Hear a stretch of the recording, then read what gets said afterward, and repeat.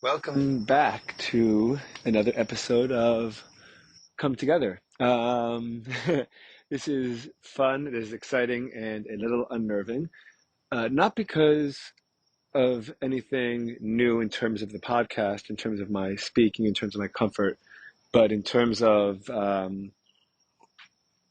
guess, starting to embrace this, um, the fact that my little world, my little bubble, who I never really thought would really listen to this or start partaking in this with the newfound awareness that they are, that people from my life, people from my past are going to start listening to this.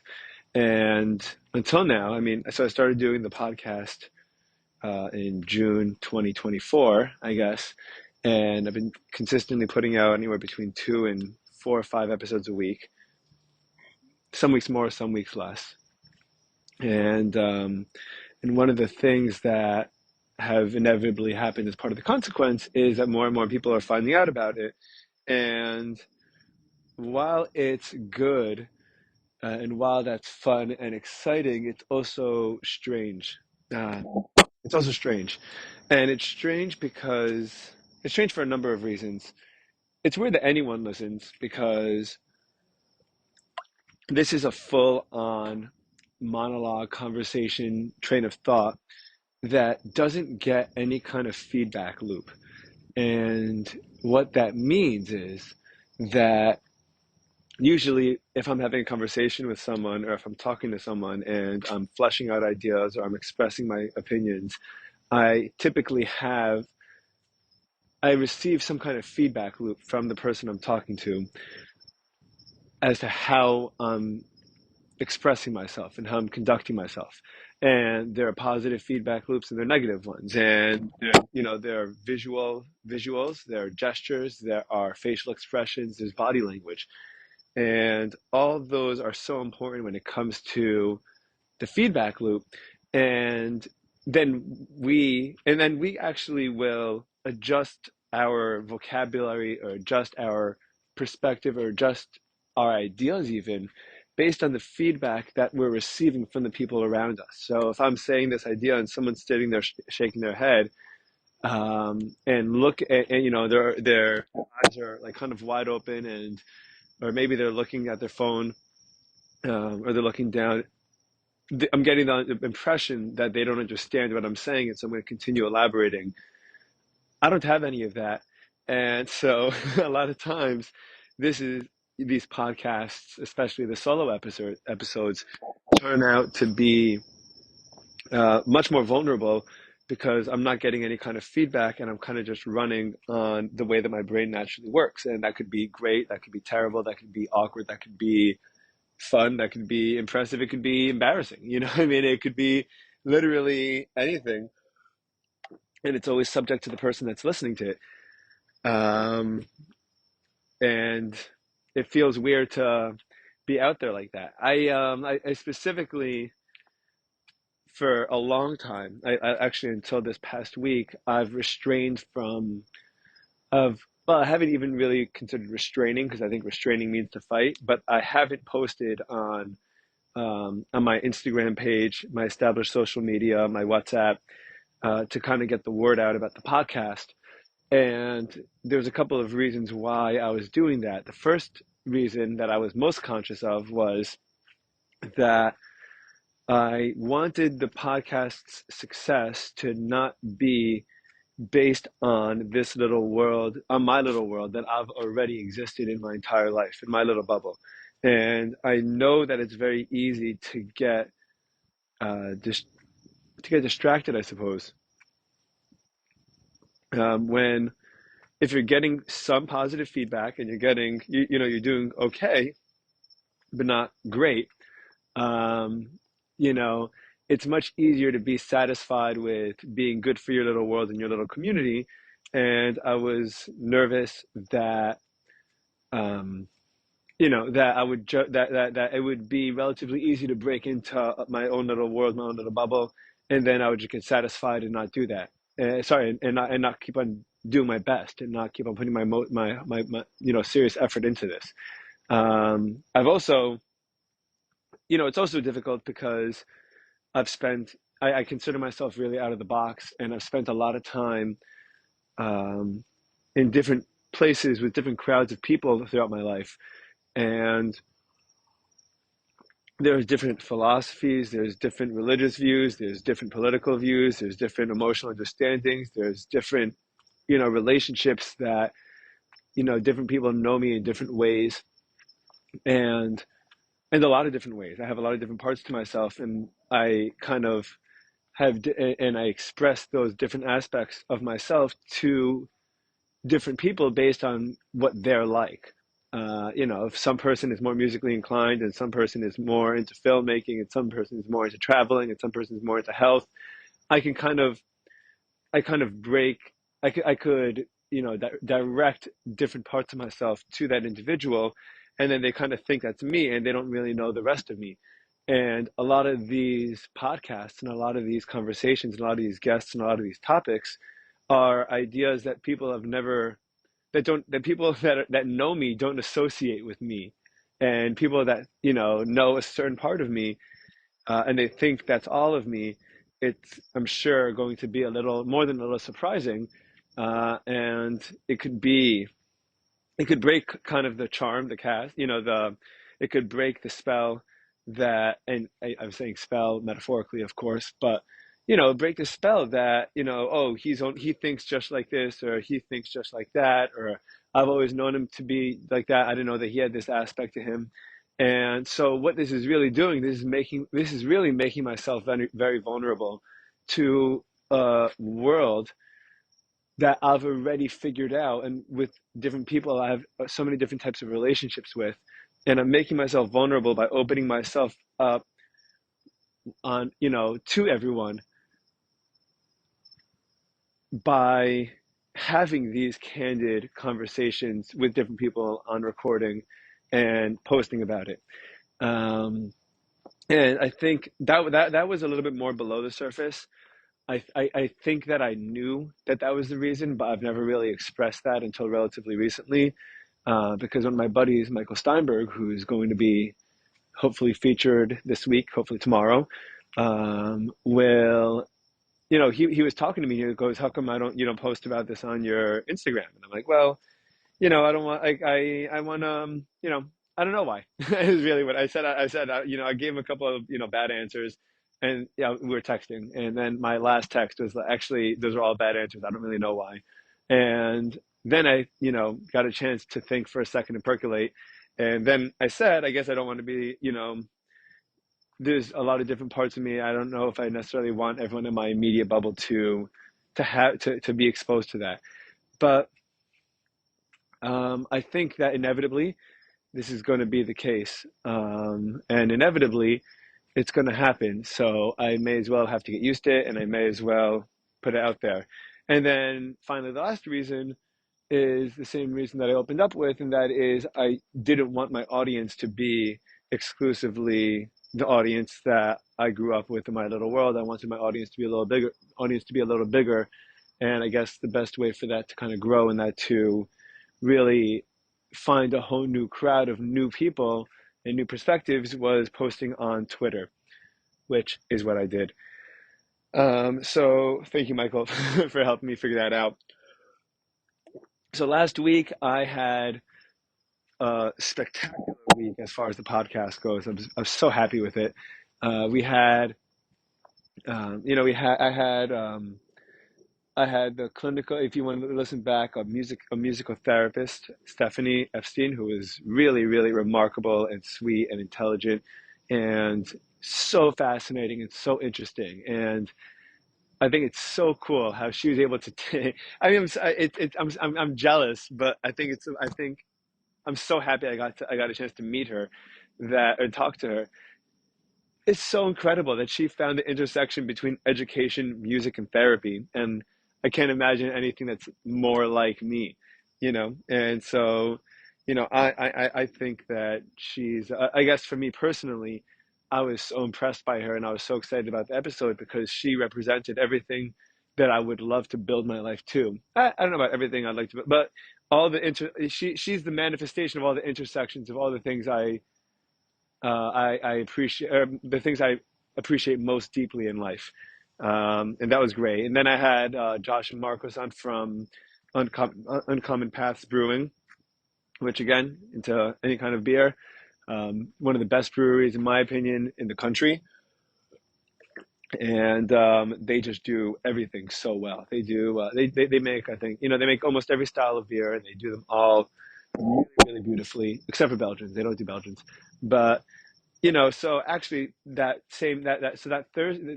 this past Thursday, I recorded Stephanie's episode and the episode with Uncommon Past together, and on the same day, and I actually had a third episode planned, and I I thought that I was able to handle everything, um, and my attitude in my life for about the last couple of years, I would say, is you haven't crashed so far, so you can obviously do more. And you haven't, burnt yourself out, and you haven't, completely just gone up in flames until now. And clearly that means that you can handle what you're doing, and that means that you should probably try to do more. So I very ambitiously this Thursday had three podcasts scheduled. I knew that each one would likely go over an hour and a half, 2 hours. Um, I had my wife was working, so I was responsible for waking up with my son, taking him to school, getting him ready for school in the morning, going to pray in synagogue. Come back. I was going to teach. I had sales to keep up with. I had sales to close for work, and I go for a jog every day. And I actually had a family friend from Wesley Hills, from where I grew up, come visit with his family. They were in town, so I had a very ambitious day. I really was trying to really make the most of it. And this was after a long week and a productive week, or a productive couple of weeks. So I really thought I was able to handle everything. And,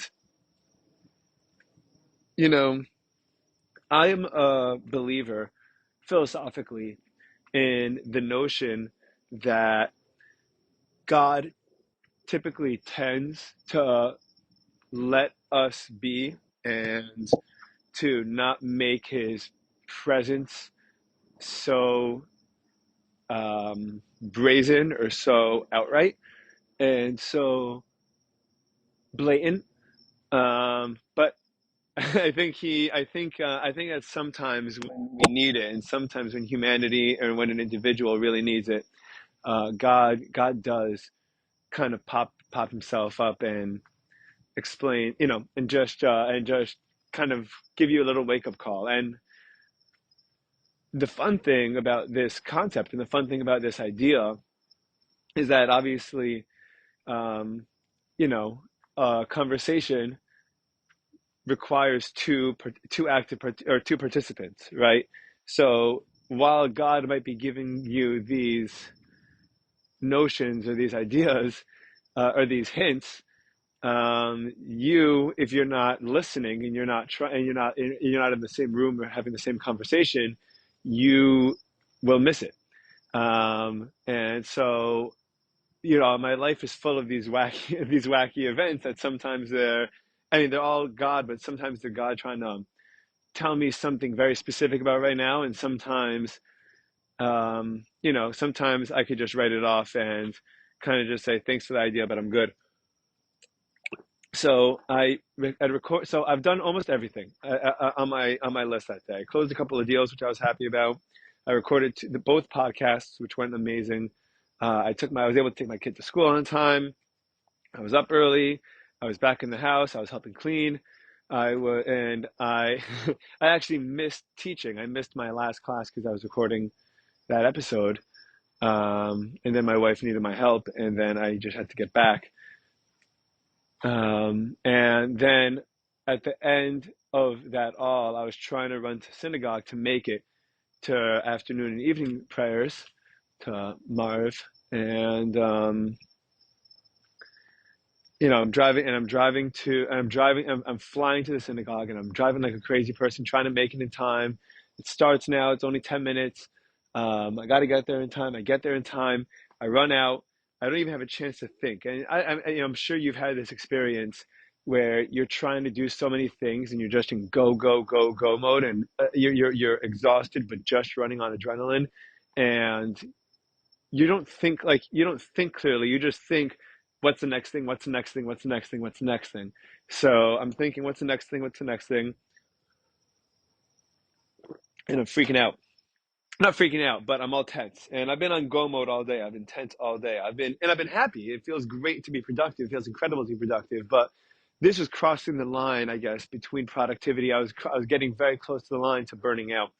And and I'm backing out of my spot. I make it in time for the last couple of minutes of prayer, and I get back in my car, turn around, run back out of the house. And I'm running back to the house again because I haven't been home a couple hours. My wife is back with my son, and she needs help putting him to bed. So I'm running back in between evening prayers, Maariv, and going to put my kid to bed. And the parking lots in Florida are horrendous, especially in South Florida, and they're tight and they're cramped. And then people just kind of park everywhere. It's really actually truly bizarre.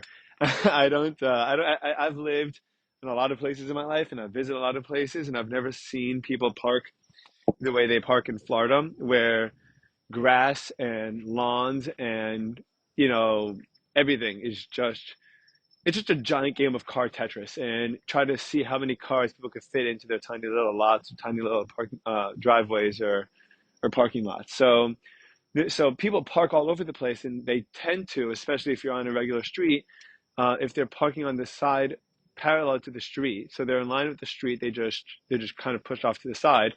Um, they're still blocking your view if you're merging into to who's coming on the road because they're parking just right in your line of vision. And so I'm going and so I'm leaving and I'm keeping an eye out and I don't see any cars and there's a car parked in front of me. And as I'm about to pull onto the street, a car comes whizzing by that the parked car had blocked. So I can either keep on merging into this guy or stay in my lane. I stayed in my lane, and and I hear a crash, and someone else had backed into me. Now, I don't know what's happening. Oh, this is happening again. I am coming back from my fourth hour of podcasting. I've been driving. I'm racing the clock to prayers.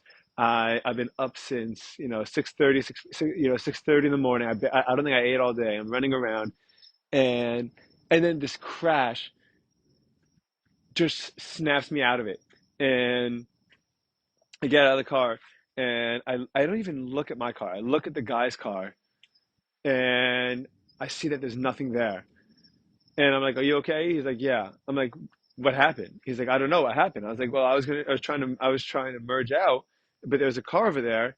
Um, yeah, and then there was a crash. I have no idea what happened. And I said, "You're okay?" He goes, "Yeah." I go, "Okay, well, if you're fine, then I'm fine." And then he's like, "Okay." And then I just got in the car and I drove away. And that moment, uh, I interpret that sign. I know that obviously there's no way of knowing, but I'm reading that sign and I'm choosing to see the conversation that's happening here. That was God telling me, dude, if you don't chill out, if you if you don't take it easy, you're going, something worse is going to happen. If you keep on pushing yourself like this, then something worse is going to happen. And the whole thing, and so I go home and um, I'm out of breath and I'm tired and and I just feel this enormous. It almost feels like a balloon is kind of blowing, like it is slowly inflating in my chest. And and I tell my wife I got into like a little fender bender. I'm fine. Um, but I'm just so tired. I'm just so tired. And I help put my kid to bed, and I'm sitting on the floor and I'm stretching a little bit. And I'm like, I have to go for a jog. and I start jogging, and I start really, and after a long day like this, when I have a lot of emotional, I guess, weight from trying to do so much, and then the shock of the accident, and feeling like I was burnt out and feeling exhausted, and I still had another podcast that I wanted to do. I still had the podcast with Michael that I wanted to do, and I was like, I don't know how I'm gonna do this. Like, I just don't know how I'm gonna handle it. It was the first time. It was the first time in my life where I really felt like I put 100% of myself into something, and if I did any more, I would not be able. I wouldn't be able to do it well, and I would. And yeah, I felt like I was at a breaking point. Just from everything, from responsibility, from managing, from managing the job, and managing this, talking to the teacher at the school about whether I'm going to be there or not, and scheduling the podcast people, and the accident, and the prayers, and the wife, and I'm coming home, and what am I going to do with the kid, and I'm going to help out, and is he okay, and do you need help? I haven't seen you all day, and it all comes culminating into a crash, and Um, and so I'm like, I just gotta jog. I just gotta get this out of my system. And I go for a jog, and I get back. And on the way back, I decide to call the rabbi who I'm very close with. He is the campus rabbi on in Binghamton, and he is legitimately one of my heroes in terms of his ability to be disciplined, to have the right values, to balance his time, to accomplish his goals, to just keep up so much. He has 9 kids of his own. He helps run, literally a multi-million dollar organization that's just between a couple of people. And he keeps in touch. He keeps in touch with alumni. He keeps in touch with students. He's responsible for frat life downtown, and it's all one guy. Um, and I call him because he's the only person I know that's able to balance all these things. And I was like, "Can I ask you a question?" He's like, "Sure." I'm like, how do you do it? How do you do it? How do you do it every day? How do you do it for years? How do you do it how do you spend your entire life? How are you a 40-year-old dad, father of 9, building this whole organization from the ground up, and do it every day? How do you do it? How do you do it it's like I feel like I'm juggling 10 different balls of each ball represents something that's a priority and a value in my life. And I'm afraid that if I drop them, I'm going to break one of them. And I just don't know how do you do it? And I even have to hear what his answer was. The second those words came out of my mouth, I put my phone on, mute, and I just started crying. But it wasn't like, it wasn't a I don't know what to do cry. It was, I just need to let out everything that happened. I just need to let it all out. It's been packed up, and it's been building and building and building, and this is the break. And and it was. And and he was talking to me, and we continued to have a conversation about it. And it was hard, but I just it just had to happen. I just needed it, and one of the things that I was saying in the conversation, which is really giving me a lot to think about. I've really had this idea on my mind quite frequently for the last couple of days. Is uh, it, one of my the notion is that we never really know when we're achieving our potential. We know that our potential is that we can. What our potential means, that we're capable of doing something and we haven't done it yet. And when we do all that we're capable of, we're fulfilling our potential. And the problem is, you never know when you've reached your potential, because you never know really what you're capable of until you start doing it, until you start trying. And then there's this very, very delicate and fragile line where you step over, you go from your potential to burning out and to crashing and almost achieving everything you could achieve, and you go just too far and then you crash. And one of the things that we were taught that I was saying to him was, I feel like I have a responsibility in my life. I feel like I have a purpose. I feel like I have a calling. And I I've been given tools in my life to achieve this. I've been given an incredible family. I've been given an incredible group of friends. I've been given an incredible wife and child. I've been given a close relationship with grandparents. There's just so many tools in my life. I've been given a great education. I've been given, thank God, a hardworking dad that allowed me to finish college without having any debt and was able to hire me after that. I mean, just so many incredible things to be so lucky about and to be so appreciative about. But it all, in order for it to mean anything and for it to be worth it, I have to make sure that all the tools I'm given and all the potential that I have is being met. And that idea drives me constantly.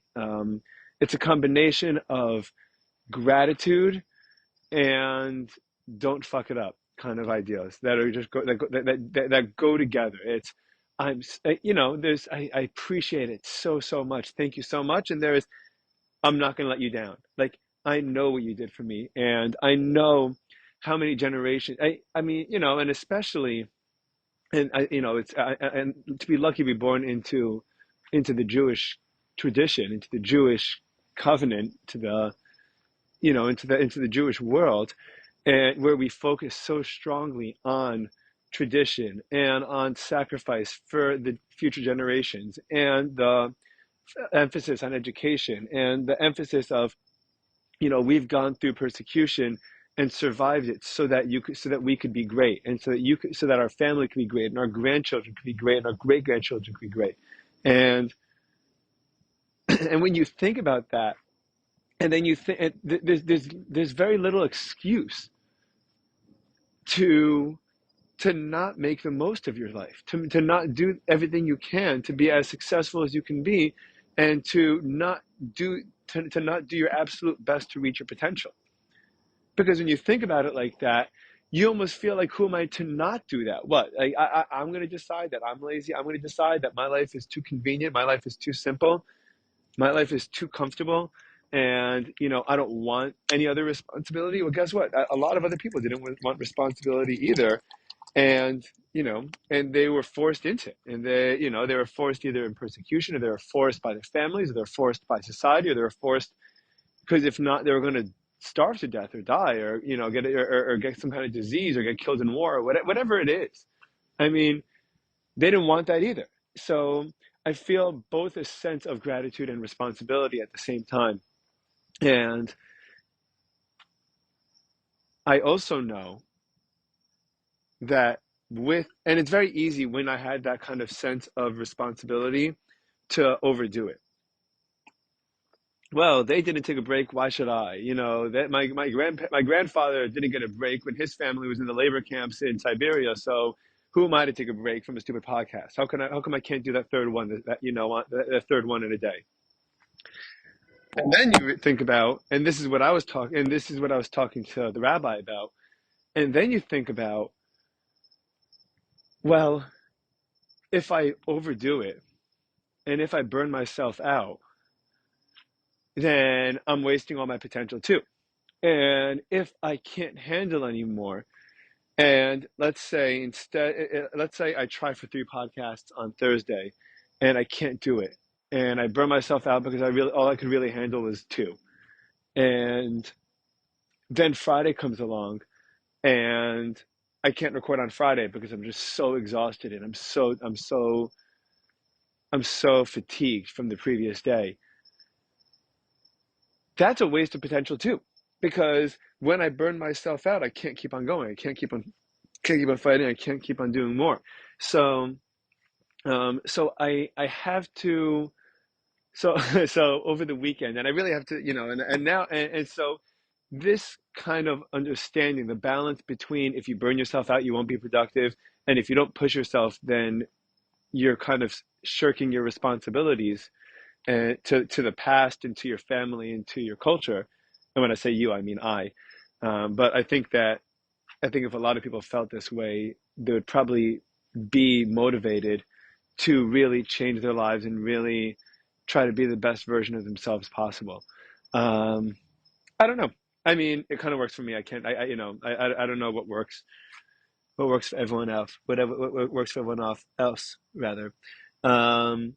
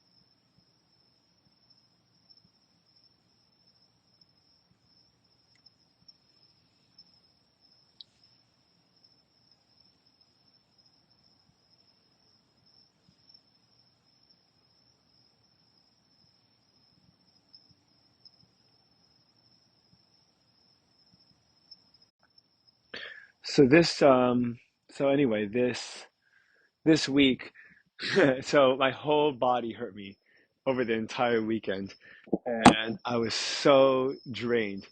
And my buddy Sam was over, and I'm a little sad I didn't do a podcast with him, but I think the poor guy was drained himself. He was doing an enormous amount of traveling in a very short window of time.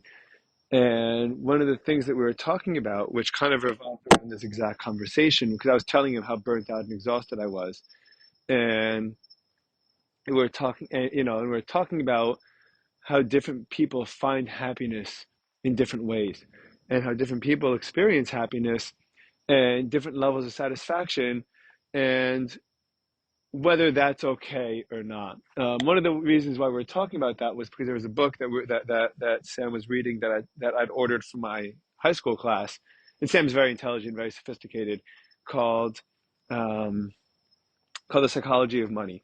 And it's very rudimentary, and it's more just about, hey, if you want to really be wealthy, the real trick is obviously not to get rich quick. It's to it's to be responsible, and it's not about having a job that pays you a crazy salary. It's about your way of being and your habits, and whether you're responsible and whether you're mature.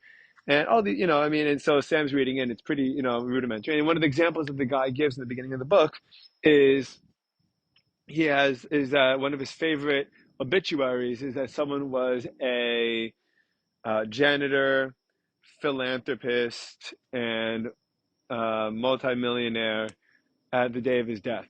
And apparently, there was this guy that lived, I don't know, somewhere in the Midwest, I believe, and he lived in this two-bedroom apartment, and he had one job for 25 years or 30 years, being a janitor.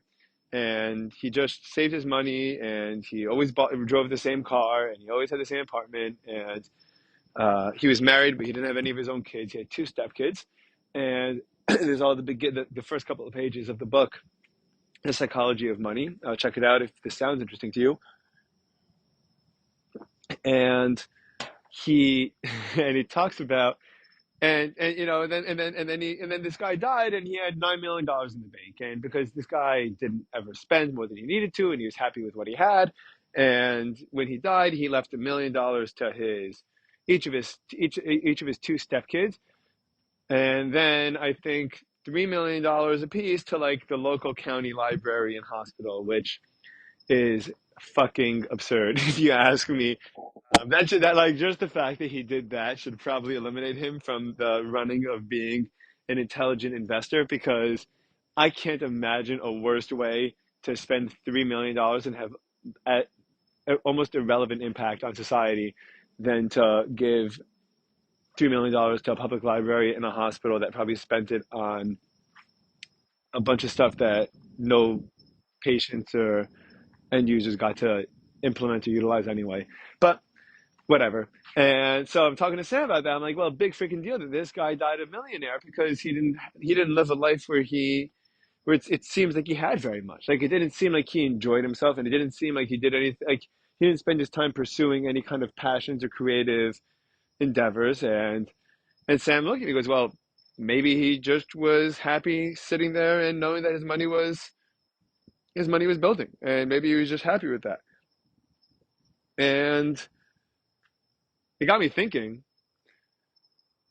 well, first of all, what if he really is just totally happy with that? Um, but then it got me thinking, and this is what I responded to him. I, I guess a couple episodes ago. And you probably didn't hear this, but a couple episodes ago, I was talking about the notion of goals, how everyone has like very primal,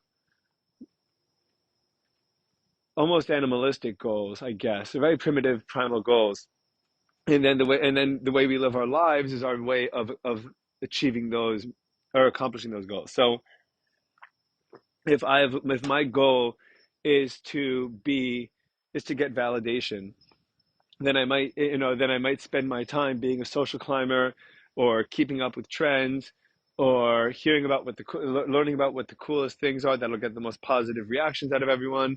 Or if I want validation, I can get validation obviously in a negative way, because as the famous expression goes, there's no such thing as bad attention. Attention's attention, it's all good. Um, so if someone's driving a sports car, and it's obnoxious and loud and rips down the highway and is not at all convenient and bothers everyone that passes by, that person is probably looking for validation. And he wants to draw as much attention to himself as possible. Now, there's a lot of different ways that you could get validation. You get validation from being a good teacher. You get validation from accumulating a lot of money. You get validation from driving fancy cars or owning fancy clothes, or you get validation for just being your authentic self and living your life. And that tends to be, and that kind of confidence that you get with that validation tends to be very attractive to people. And so there is one goal, and there's millions of different outcomes and ways for someone to achieve this goal. But they're not always good ways to achieve that goal. Meaning, I would imagine it's probably a lot healthier for someone's own sake to be living, if he's looking for validation, to get validation for just being himself and succeeding in what he's most interested in. I bet that's a much better way of getting validation than being that obnoxious sports car driver, right? Because, and by the way, oftentimes I'm sure they'll go together, right? I'm sure that if someone's really looking for it and they don't get enough validation, or what they perceive to be enough validation, then maybe they need to do both, But I imagine that the person in the first case is much happier than the person in the second case. So they're both ways of accomplishing your goals, but not they're not just as good at achieving that goal. It's not the best way for them to do it. So I responded to Sam. I was like, dude, that I don't think that means that the guy's happy. Just because he's satisfied doesn't mean he's happy.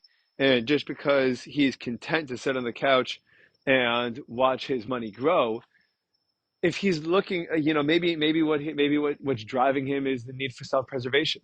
you know. Now, self-preservation could come from completely, you know, opposite places. It could self-preservation could be hiding in a hole in the ground your entire life, or it could be bulking up, beefing up, training your body and your mind to be able to handle any kind of unexpected scenario, and walking around the world with all the confidence of someone that is protected by their own skill set. Both of those are extremely efficient means of self-preservation.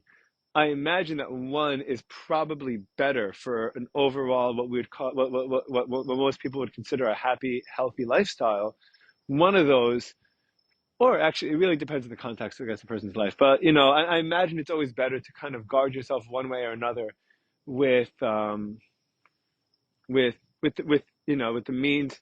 Actually, I think it's interesting because I think that if, let's say, for example, you tend to be more intelligent, you have inclination towards intelligence, and you're more adept, and you're more quick, just with your head, it might be in your self-preservation best interest to work out a lot, because if one it could, because if you already have a kind of quick tendency to be successful at one thing, then work on the thing that you're not good at, so you're better all around. But anyway, so I'm talking to Sam about this, and I'm saying, dude, like, just because he did this doesn't mean he's happy. And just because, he might have achieved his goal, but I don't know that means that he was happy. And I think that a lot of people feel, live this way. And I think, and myself included, I think that a lot of people have these goals, and they know that there's different ways of achieving it. If we don't want pain, we can either get stronger, or we could be conflict aversive.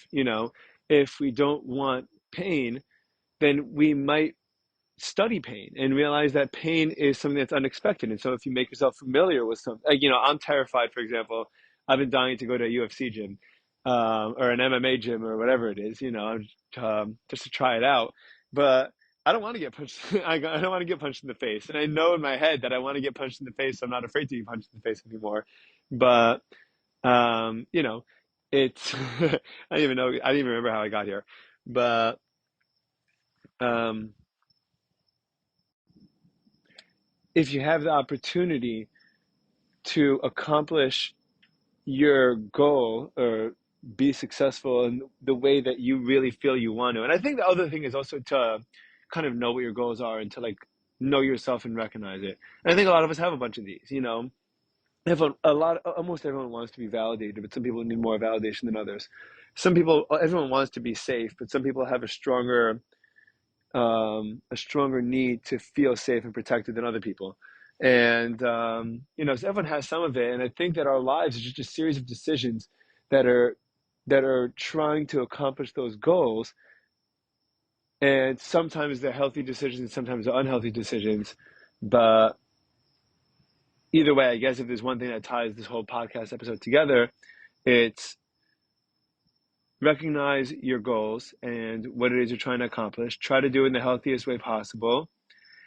Push yourself as far as you can before burning yourself out, and feel that sense of gratitude and